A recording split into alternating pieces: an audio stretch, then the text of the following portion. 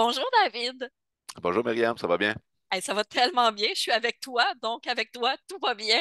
Écoute David, Merveilleux. je suis contente de te jaser parce que tu viens présenter ton spectacle chez nous en marge du texte. Comment tu as vécu ta grande rentrée montréalaise? Parce que je sais là, que c'était très festif, là, ça bouillait là, un peu là, à cette rentrée-là. Là. Ben, c'était intense, effectivement, dans un magnifique, le Théâtre Maisonneuve, une magnifique Mhm. salle. On a eu beaucoup de monde, un public incroyable. D'ailleurs, on m'avait prévenu, on dit, ah, des fois, tu sais, les gens de l'industrie, première médiatique, ça peut être un peu froid, tu sais. Puis finalement, c'était génial. Les gens étaient super allumés, plus allumés que leur téléphone. C'est toujours précieux. Et Oui, c'est un on défi avait en 2024, là. Exact. Et on avait déjà fait une quinzaine de rodages avant, donc j'arrivais quand même assez solide là, avec le spectacle en tant que tel. En marge du texte, ça fait au moins 2 ans que ça me trotte dans la tête. J'ai repris plusieurs de mes textes, mais il y a aussi beaucoup de numéros originaux. Ouais. Il y a des textes qui m'ont marqué à travers le temps, que je tenais à mettre en lumière, avec le piano aussi que j'ai appris exprès pour le Ben oui, spectacle. j'ai su Donc, ça. c'est une belle bébite, là. C'est vraiment un mélange de plein de choses qui m'intéressent, toujours avec la littérature au cœur de la démarche. Donc, avoir un si bel accueil, c'est rassurant pour la tournée parce que là, on part pour un 2, 3 ans avec ce spectacle-là. Heureusement, ça semble être apprécié, être aimé, donc on Ben va oui, pouvoir la le réaction porter des gens, fièrement. parce qu'on parle de la première, mais tu en as fait un peu, là. La réaction des gens, c'est quoi? Parce que là, tu le dis, tu as testé des trucs, mais ça ressemble à quoi la réaction Hmm. depuis le jour un là?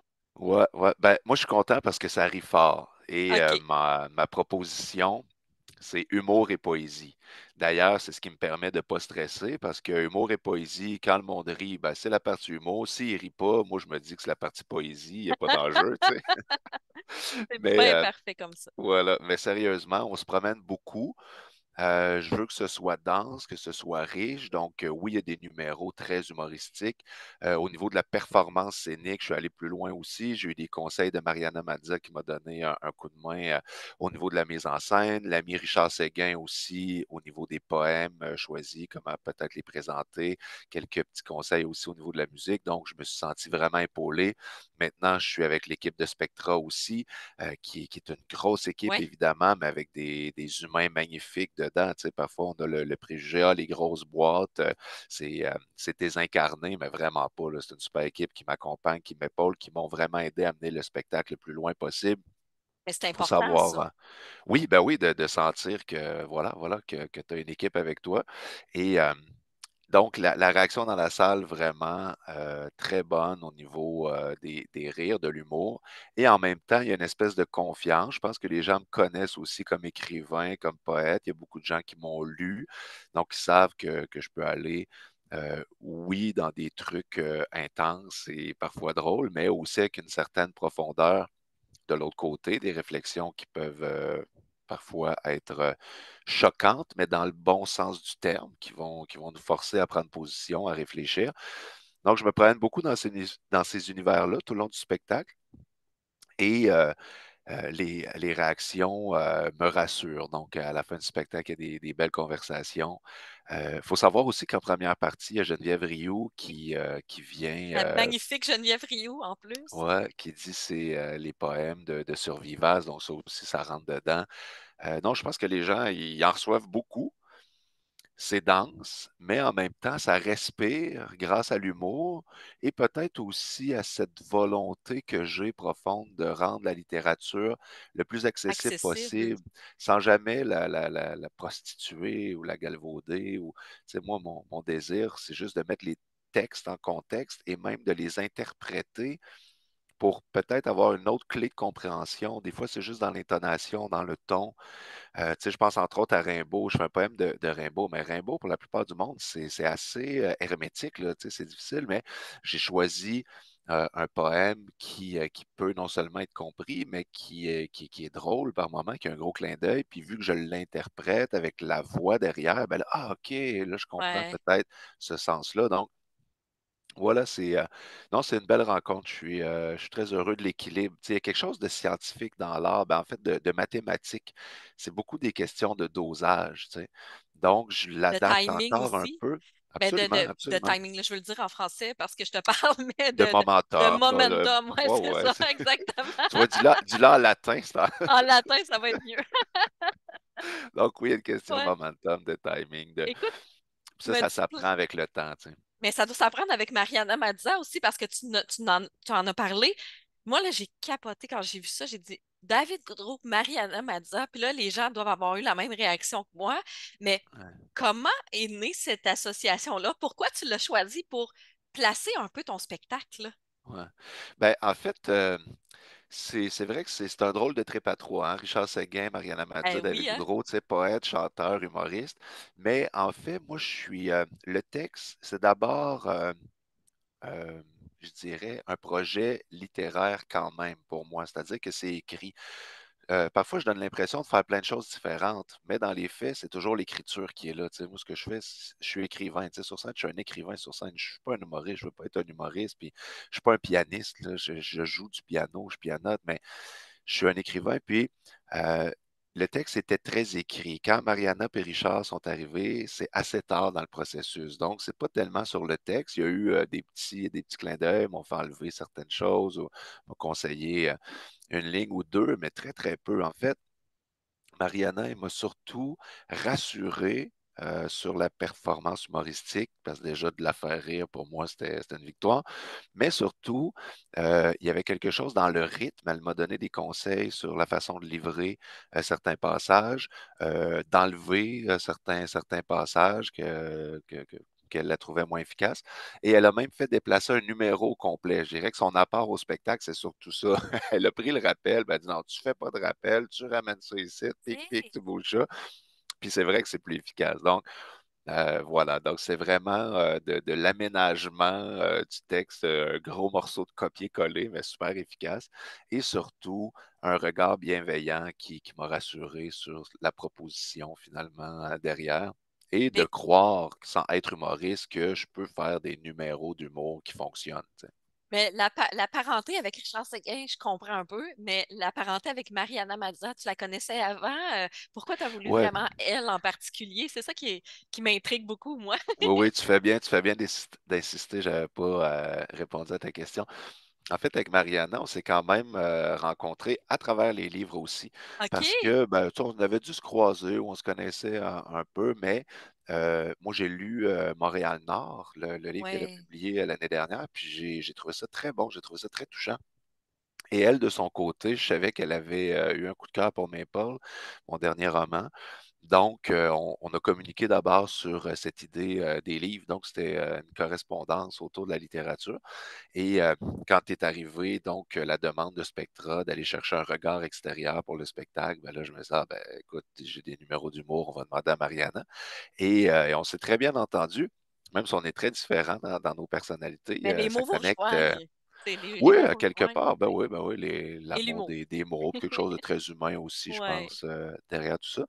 Et d'ailleurs, un scoop pour toi, Myriam, mais j'ai même invité à participer à un projet d'écriture à l'automne prochain. Je ne peux Ah, pas en j'aime dire trop, ça. mais je pilote un collectif voilà, puis ça va être une belle surprise, je pense, à l'automne, mais on va collaborer encore, Mariana et moi, donc c'est signe que ça s'est bien passé.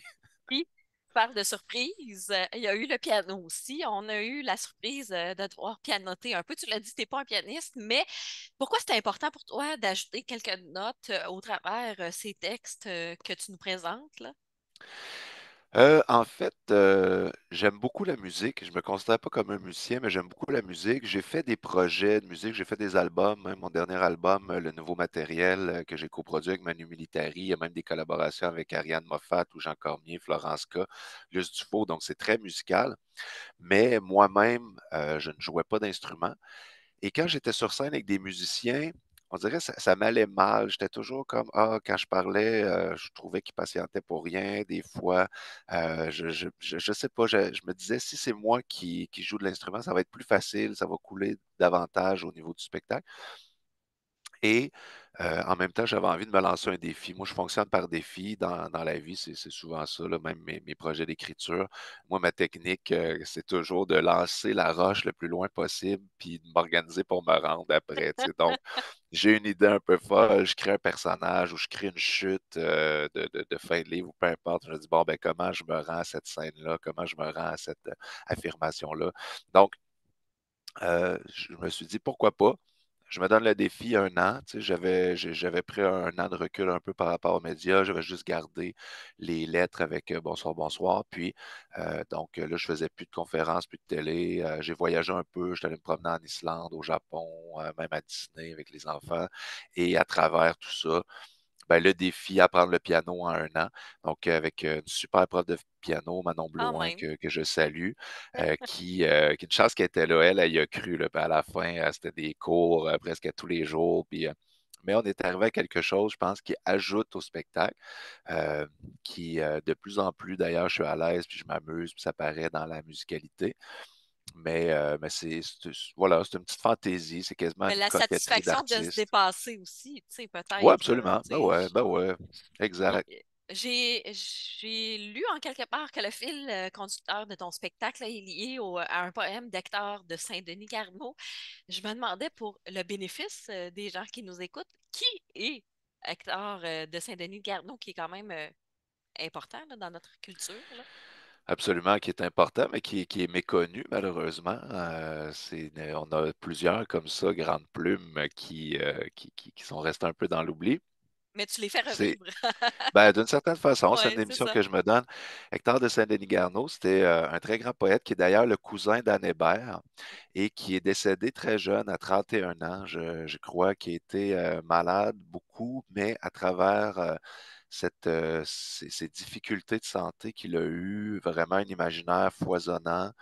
Euh, il y a un lien peut-être même à faire avec Marie Huguet, une autre poète aussi qui est décédée très jeune, puis qui a eu le temps de laisser une œuvre super riche. Puis Hector de Saint-Denis-Garneau, c'est un poète de l'introspection. Il était dans une époque où il y avait des grandes revendications du Québec qui voulait vivre de façon littéraire, même à l'international, être reconnu en France et tout ça. Lui, il était dans une démarche plus, je dirais, introspective, puis douloureuse par moments, mais très belle. Et le poème accompagnement, c'est vraiment ce désir d'être un autre, mais en fait de s'habiter soi-même. Tu sais. Je marche à côté d'une joie, une joie qui n'est pas à moi, une joie à moi que je ne puis pas prendre. Je marche à côté de moi en joie, mais je ne puis changer de place sur le trottoir. Je ne puis pas mettre mes pieds dans ces pas-là et dire voilà, c'est moi. Puis ça file comme ça. C'est un peu le fil directeur, donc, de dire tous les personnages que j'aurais voulu être, tous les écrivains que j'aurais voulu être, puis finalement arriver à dire, ben, tu sais, je suis juste moi-même, puis c'est ce que j'ai à vous proposer, puis on fait le spectacle ensemble. Mais avec cette réflexion-là, qu'a eu Garneau il y a 100 quelques années, il est près, il y a une centaine d'années ou à peu près, et que nous, on peut aussi revivre de nos jours. Donc, voilà. Ah ben, j'ai envie de te dire merci pour ça. Tu sais, le lien comme ça, fallait y penser. Mais aussi, ce qu'on m'a dit par rapport à ton spectacle, parce que là, manifestement, je ne l'ai pas vu encore, tu t'en viens samedi chez nous, tu t'inspires des mots du public à un moment donné dans ton spectacle. On m'a dit ça, est-ce que c'est réel? Oui, absolument. Ben, à chaque spectacle, je fais au moins une impro poétique. Donc, je prends les mots du public, puis j'essaie d'improviser un poème avec ça. Donc, ça Mais comment m'oblige tu à fais? ne pas me censurer. C'est de la pratique. C'est juste de la OK? pratique, en fait. Ouais, c'est à force de le faire. Tu sais, c'est comme n'importe quel sport, comme le piano. Tu sais, au début, c'est plus difficile. Puis après quelques années comme ça, puis je l'ai fait beaucoup dans les prisons. Je vais beaucoup visiter les centres de détention OK. puis les écoles. Et avec donc dans ces contextes-là de conférences, c'est toujours très vivant, tu sais, ça permet l'échange. Puis j'avais envie d'avoir ce côté-là de proximité dans les salles aussi. Donc, des fois, ça m'arrive de relancer le public un peu, mais ça permet vraiment un moment privilégié où le public participe d'une certaine façon à la création d'une petite œuvre d'art sur scène. Avec les mots du public, je crée en quelques secondes un poème. Puis parfois, c'est vraiment intéressant, puis j'aurais envie de le garder, le mettre dans un Ouais. recueil. Puis parfois, c'est juste un gros délire, puis on s'amuse. Mais dans tous les cas, ça fait un moment privilégié, là. Ouais, c'est un beau moment du spectacle, je Le pense. mot ou l'idée qui a été la plus difficile à placer, ça m'intrigue, là. Ça se dit pas en ondes. Ça se Ça, dit je pas, pourrais ah, OK, pas. Non, ta on le vidéo dira va pas. sauter. Tu vas être On censuré. aurait pu s'essayer. Écoute, tu l'as dit, là, ton premier spectacle a très bien fonctionné. Celui-là, je pense qu'il est parti pour bien fonctionner aussi. Je me demandais pourquoi les gens aiment tant se faire raconter des histoires, selon toi. Mhm. Ben, en fait, on réinvente pas la roue, hein. Il y a toujours eu non seulement des contes, des mythes, de la fiction dans toutes les cultures, partout sur la Terre, parce que on a besoin de représenter nos réflexions, je crois, de façon concrète pour créer une certaine distance. En fait, Albert Camus disait, on ne réfléchit que par image. Si tu veux philosopher, écris des romans. Les aèdes grecs déjà scandaient de la poésie sur les places publiques il y a des milliers d'années. Donc, il y a aussi le côté art vivant, le besoin de proximité très humain. C'est pas la même chose derrière un écran, puis être à quelques pieds d'un artiste qui essaie de rentrer en relation avec nous, de communiquer avec nous. Donc, je pense que c'est juste une connexion avec du viscéral chez l'humain, avec quelque chose qui nous habite profondément, le désir de rencontre avec l'autre, de réfléchir ensemble, d'être diverti aussi, de s'amuser, de jouer avec la langue. Donc, ouais, je pense que ça remonte à très, très loin, là. Ça À doit notre être enfance aussi, là, aussi, parce Exactement, ben qu'on se oui, faisait lire des histoires. Fait que déjà là, exact. et à la nostalgie aussi parfois, là. Et tu l'as dit, tu rallies bien des générations, là. À mon sens, à moi, là, tu nous montres, à mon sens, oui, au sens de bien des gens, là, tu nous montres les beautés, en fait, de la langue française, autant dans nos écoles, tu l'as dit, dans nos prisons, puis un peu partout, là, sur scène, en dehors du Québec aussi. Comment, comment tu fais pour que ça soit accessible là, au plus grand nombre de gens possible? Hey, c'est une bonne question. Ça, c'est un bénéfice secondaire de l'amour que j'ai pour la littérature, je pense, tout simplement. C'est que j'aime ça, ça a été significatif pour moi, ça a été salutaire à plein de moments dans ma vie. Puis j'ai l'impression que quand on aime profondément quelque chose, ça devient contagieux. Donc moi, mon but, c'est pas de convaincre tout le monde qui devrait lire 3 romans par semaine, puis qu'il faut absolument avoir la littérature au cœur de sa vie, mais ça a été tellement aidant pour moi, ça a été tellement significatif, ça m'aide à comprendre le monde, à réfléchir, à prendre du recul aussi, que j'ai envie de le nommer, de le dire, puis parfois de le rendre accessible pour d'autres, tu sais, qui Ouais. peut-être ne sont pas conscients du bénéfice qu'ils auraient à lire ou qui n'ont pas encore découvert des auteurs ou des écrivains qui résonnent pour eux. Puis là, en faisant quelques extraits, en nommant ce qui, moi, a pu me faire vibrer, ben, ça donne envie. Puis ça, c'est universel. D'ailleurs, la littérature, c'est probablement la forme d'art qui vieillit le mieux. Tu sais, il y a des textes au niveau de la musique. Bon, il y a peut-être la musique des années 80 là, qu'on n'arrive pas à se débarrasser, là, que ça nous reste dans la tête pour Ouais. On des aurait décennies. des idées hein, en tête, là. Exact. Mais les livres, un Ouais. bon livre écrit il y a quelques siècles, souvent peut traverser le temps. Il y a des classiques qui, voilà, donc la littérature, c'est vraiment une forme d'art, j'ai envie de dire, très, très solide à laquelle on peut s'accrocher pour, voilà, pousser sa réflexion ou tout simplement se changer les idées aussi. C'est vrai, c'est vrai. Ta carrière là, a pris un envol considérable depuis plusieurs années. Là. À mon sens, tu es un pilier dans notre univers maintenant. Euh, c'est quoi ta plus grande fierté en marge de toute cette carrière que tu as construite au fil du temps? Ah ouais, je m'arrête pas souvent. Pour vrai, je suis plus humble que j'en ai l'air, je pense, là. Et dire ça déjà, c'est un manque d'humilité, mais dans le sens, je suis pas carriériste, puis je calcule pas, je me dis, ah, OK, ça c'était un meilleur coup que ça va Ouais, m'amener là. Ce dont je suis fier, c'est probablement les clientèles, les gens qui sont le plus loin de la littérature, de pouvoir aller les rejoindre. Tu sais, je pense, je suis allé faire des ateliers avec les Inuits au Nunavik. Je pense à des projets comme du Monde des mots. On est allé Oui. rencontrer aussi des jeunes autochtones à Ouachat, des détenus, même des personnes âgées, parfois dans des résidences qui n'ont pas accès aux livres. Puis euh, ça, ça c'est, ouais, ça, la vraie fierté est là parce que quand je fais des projets à la télé ou sur scène ou peu importe, juste le fait d'être applaudi puis d'être, tu sais, d'en vivre, c'est déjà un privilège incroyable. Euh, je trouve que ça, quand même, ça a beaucoup de valeur, c'est précieux. Mais c'est pas comme une rencontre intime, sans caméra, juste autour des livres, des poèmes, lire les textes des détenus.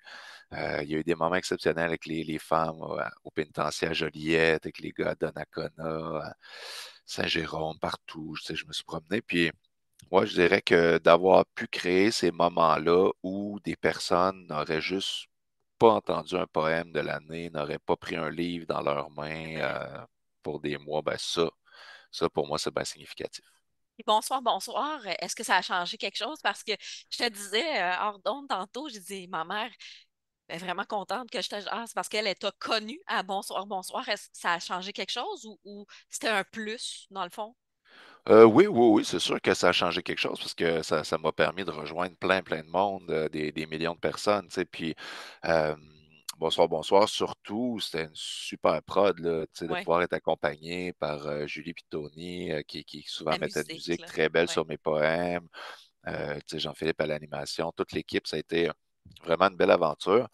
Là, j'ai décidé d'arrêter après 3 saisons. Ouais, ben, d'arrêter, on verra. Ça ne veut pas dire que je ne reviendrai pas, mais mais t'es dans le spectacle. de un, je suis en tournée, puis de Oui, deux, j'avais envie de prendre un pas de recul parce que c'était quand même 15 textes sur 3 saisons. Puis là, on a publié le livre, Les lettres oui, attachées, où il y a tous les textes que j'ai fait à Bonsoir, Bonsoir, avec des commentaires pour chaque texte, des réflexions que j'ai fait autour de la naissance ou même la vie après de ces textes-là. Donc, Les lettres attachées, pour moi, c'était le livre qui marquait la fin d'un cycle. Donc, 3 saisons de Bonsoir, Bonsoir. Oui, ça m'a permis de rencontrer un public beaucoup plus oui. large, puis probablement de remplir mes salles pour cette tournée-là qui part vraiment en force, puis c'est tant mieux, là. Ben, on va profiter de toi chez nous samedi, mais avant de te laisser aller, ton dernier livre, c'est Maple, c'est ça? Mon dernier roman, c'est C'est c'est Mes Paul. Le dernier recueil, c'est Les Lettres attachées. c'est ça. Et c'est deux livres dont je suis très satisfait. Je pense que mon écriture se peaufine avec le temps. Puis c'est deux livres que j'aime beaucoup. Mes Paul, je retourne un peu dans l'univers de la bête, mais c'est un livre à part. Mais quand même, je me permets d'aller très loin dans une époque que je trouve qui n'est pas fervente de liberté et d'audace. Donc, je suis Mhm. content d'avoir pu faire ce livre-là puis d'être allé là où je voulais. Et les lettres attachées, ben justement, c'est Ouais, c'est ça. significatif, c'est la fin d'un cycle. Tous mes textes de Bonsoir, bonsoir. Voilà. En terminant, j'ai pas le choix de te poser la question, David. Ça te fait quoi de retrouver ton nom dans le dictionnaire? Ça fait quoi un auteur? Ouais, ben, Un- wow, c'est juste wow. Écoute, quelle surprise, tu sais. Moi, on m'avait pas prévenu, on m'a annoncé, Ah tu vas oui, rentrer dans le dictionnaire, le Robert, puis pour moi, c'est incroyable. C'est une très grande fierté. Je dirais que d'un point de vue personnel, il y a aussi une très grande fierté de pouvoir mettre le nom de mes grands-parents dans le dictionnaire. Euh, c'est vrai. Ce sont des gens que j'aime beaucoup, qui ont adopté mon père. Donc, Goudreau, c'est un peu aussi mon nom adoptif, puis qui non seulement ont donné beaucoup d'amour à mon père, mais m'ont beaucoup aimé, m'ont beaucoup aidé. Donc, Gisèle et Roger Goudreau, ce nom-là. Puis pour l'instant, je suis le seul Goudreau dans le dictionnaire. Donc, il y a une petite fierté de dire, je suis allé mettre votre patronyme partout dans la francophonie. Quelqu'un peut tomber par hasard sur votre nom. Puis, je suis surtout content parce que dans la définition, ils ont mis écrivain, évidemment, mais fervent défenseur de la langue française. Puis moi, ça, c'est un combat qui traverse tout ce que je fais et c'est important. Donc, j'étais heureux de cette reconnaissance-là. Ben moi, je suis heureuse d'avoir jasé avec toi. Je te l'ai dit avant qu'on enregistre cette entrevue, j'ai dit, tu sais, moi, je suis liée à toi pour toujours. J'ai lu un de tes textes Ouais. à un moment donné pour la fête nationale, le discours patriotique. Je ne sais plus c'est en quelle année, là, mais ça fait quand même un bon nombre d'années. Donc, j'avais hâte de jaser avec toi. Puis c'est ma première fois avec toi. Donc, mais je te suis depuis longtemps. On va aller te voir en spectacle samedi chez Azimut Diffusion. Première fois à Sorel-Tracy? Non, hein? Non, je suis déjà, C'est ça. ouais, je suis venu faire mon tour, mais ça me fait vraiment plaisir de revenir vous voir. Merci Myriam, c'était un Ben, plaisir partagé. merci à toi. J'ai envie de te faire un câlin via l'écran, mais on te le Virtuel, fera et peut-être voilà. en vrai samedi. Écoute, merci, puis on suit tes aventures sur tes réseaux sociaux. Génial, à Et bientôt. bienvenue à Bye Sorel-Tracy bye. surtout. Merci. J'adore le coin, je pense vous voir. Allez, bye bye.